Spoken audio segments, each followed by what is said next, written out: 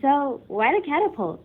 BEG chose the catapult over the trebuchet and air cannon because at the time, we felt that catapults had less control variables to worry about.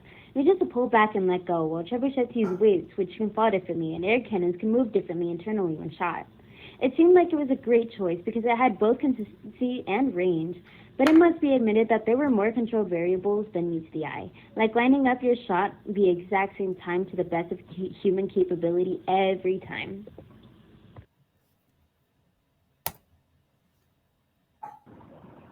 The two main stages of projectile motion are before and after the launch.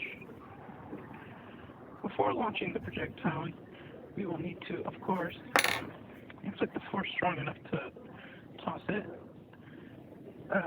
and act on it without continuous interaction. For most catapults, that force will be an applied force resulting from the building of tension which causes the launch mechanism to swing. After the launch is where the projectile motion actually comes into play. The projectile motion moves in an arc, type pattern, parabolic in nature. This path can be described with components and its own velocity. The projectile is varying velocity as it moves because while the horizontal velocity is the same throughout the movement, the vertical velocity will decrease as the projectile moves up and towards max height, where its initial velocity will then become zero and then changes into a negative magnitude as it begins to descend downwards. The changing initial velocity leads to a change of average velocity. The initial and final velocities, however, will be of equal magnitude. However, they will be at opposite values.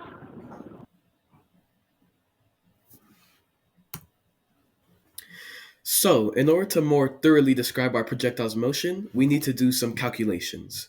So, we created 7 trials with our catapult, and we did our best to keep all the controlled variables the same, such as how far the popsicle stick bends, what the position is, its location, the air resistance from things such as like wind or air conditioning.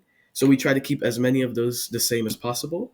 And then we were able to find our horizontal displacement, or how far our ball was able to shoot horizontally, and our time it took to shoot that far in seconds. So after 7 trials, we found that the average distance our catapult was able to shoot horizontally was 5.15 meters in 1 second. So now we have 2 units already. We have 5.15 meters as our distance shot, and our air time, which is 1 second. With this, the first thing we can find is initial horizontal velocity. Because horizontal velocity is the same throughout the whole launch, we can just use the regular velocity formula, which is delta x divided by t seconds, or 5.15 meters divided by 1 second, to get 5.15 meters per second for horizontal velocity. Now, in order to find everything else, such as initial y, time to y max, and y max, we can now use the formula y is equal to 1/2 of g times delta t squared plus the y initial velocity times delta t plus the projectile's elevation from the floor. Or in other words, where our launcher mechanism first like started when we shot it. So to find the initial y max, and time to reach max height, we need to use this formula in varying ways. In initial y velocity, what we simply do is we just plug in the numbers that we have. So our y on the left side would be 0 because we shot from the same elevation and landed at the same elevation. So that would just be 0. G is the value of G is negative 9.81. So half of negative 9.81 is negative 4.905. Our delta T was 1 second because it's the average air time. Our initial y velocity is unknown, and our projectile's elevation from the floor was 0.15 meters. So after we continue to do all the calculations, we can simplify initial y velocity into the equation 0 is equal to negative 4.905 plus v initial plus 0.15 meters. After we add 4.905 to 0.15, we get, of course, negative 4.755. And then we just bring it to the other side. And now we have the y initial velocity.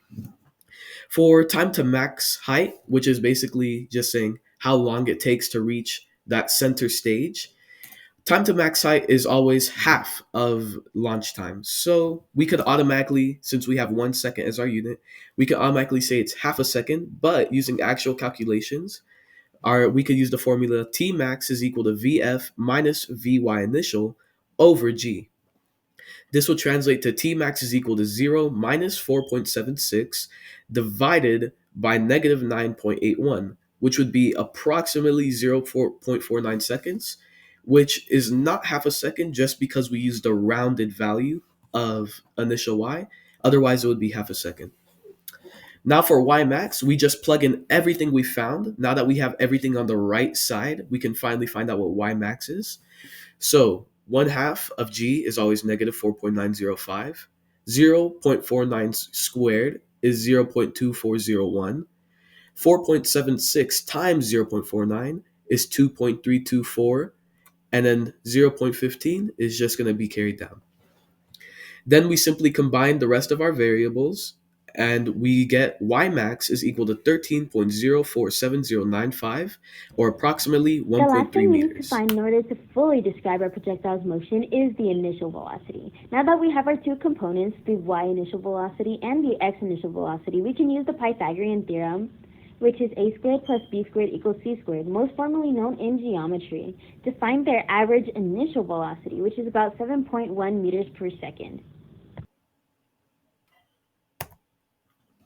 Now that we found all of that, we can finally describe our projectile's motions. On the left side over here, we have the initial velocities. So we have 7.01 meters per second as the average initial, 4.76 meters per second as the vertical initial, and 5.15 meters per second as the horizontal initial. In the center, we have our y max, or in other words, the max altitude our ball reaches, which we found to be 1.3 meters. Here we have our ending velocities, which are exactly the same in magnitude as our initial, but opposite and negative in value. Here we have our horizontal displacement, and now we fully described our projectile's motion. Thank you so much. Hope you enjoyed, and we hope you have a sword-tastic day. Okay, guys, hooray!